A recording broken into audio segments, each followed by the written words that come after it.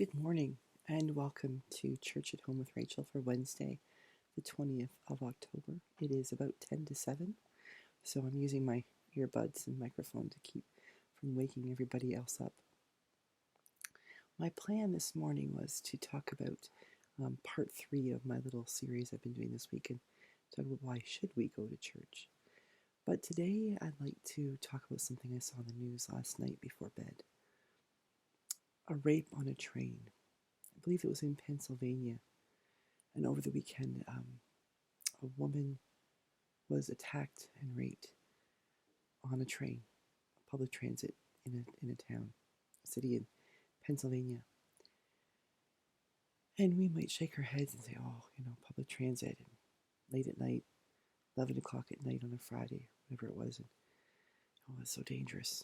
Place, a woman shouldn't be out by herself. She wasn't by herself. There were other people on that train. Several other people on the train. I think they said upward of a dozen. No one stopped this rape from happening. This man, her, the accused, sat down beside her, tried to strike up conversation, started inappropriately touching her and verbally assaulting her, and then he raped her. Well, people watched, and some people, more than one, actually picked up their phone and taped the whole thing. Now you think, well, they're on a train, or like a subway train. What are they going to do? They can't just stop. They could push the emergency alarm button. They could use those cell phones to call 911. They maybe could have even come together to stop her, or to stop him, or to reach out to help her, to do something. But they did nothing. They did nothing. Think about that woman right now. The trauma, the humiliation, the pain and suffering of being raped on your way home from wherever you're going. Knowing that other people saw you as your dignity was ripped away from you, and not one of them tried to do anything to stop it from happening. I imagine she must feel like she was raped twice. How does she go out of their door, like leave her apartment or her home? How does she go anywhere? Because she was on public transit.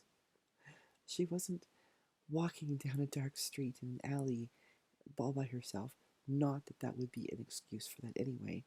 But she wasn't in what should have been an unsafe place. She was in a lit car on a public transit with other people present, with an emergency button and phones that could dial 911. Some people who could yell or scream or jump up and hit him or do something. But they sat back and watched. What has happened to our society? I think part of what's happened to our society is that to the south of us there was a person elected to the highest official office, political office, who admitted that he grabbed a woman's private parts, and he was still elected.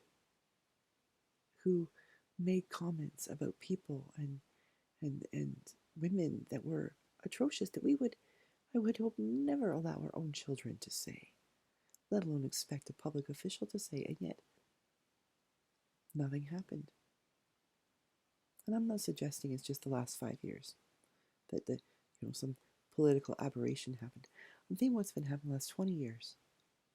What's happening to our society when basic human decency isn't there anymore. I mean, we've been joking about common sense being absent for years, but what about basic human decency? Of course, there's bad apples and people who will do awful things, but until now, it seems like we've always had that safety net of knowing that those bad things won't happen when other people are around. Somebody will step up, somebody will say something, somebody will do something. And yet here we have the most horrific thing that could happen to a woman. And people stood by and watched. I'm going to get my BAS, my Book of Alternative Services here. It's holding up my computer, so bear with me for a second, because I want to talk about our baptismal promises. Now, I'm not naive enough to think that anybody on that train was Christian. Maybe they were, maybe some were. It's quite possible that some were. But if they were, where were they? If they were, what were they doing? When we say our baptismal promises, a couple of things we say are that will we persevere in resisting evil, and whenever we fall into sin, repent and return to the Lord. Those people who did nothing were not resisting evil. How are they going to repent? What will it look like for them to turn back to the Lord? What they did made them culpable. They watched as another person was attacked and they did nothing. And this isn't in war-torn Afghanistan where you're worried about being shot by the Taliban for jumping in. This wasn't in, Gulag Russia where people would be terrified that someone would turn them in. They'd be taken at night from their homes. This was in Pennsylvania. Like, probably the most bland, this is a compliment, but one of the most bland states in the United States. A place where you'd never think that something like this could happen. Will you seek and serve Christ in all persons, loving your neighbor as yourself? That's another one of our baptismal promises. Christ was not served when that woman was being raped. People were turning their backs on the cross and walking away from it, shaking it off and saying, "It's not my problem." Forgetting that Christ died on the sins for them as well. And that's hard, isn't it? Because Jesus died on the cross for that woman who was raped. But he died on the cross for the man who did it to her, the man who raped her. And he died on the cross for every one of those people who sat by and did nothing, and the ones who picked up their phones and taped it, who recorded the whole thing. To what end? Were they going to call the police? Here's your proof. Will you strive for justice and peace among all people and respect the dignity of every human being?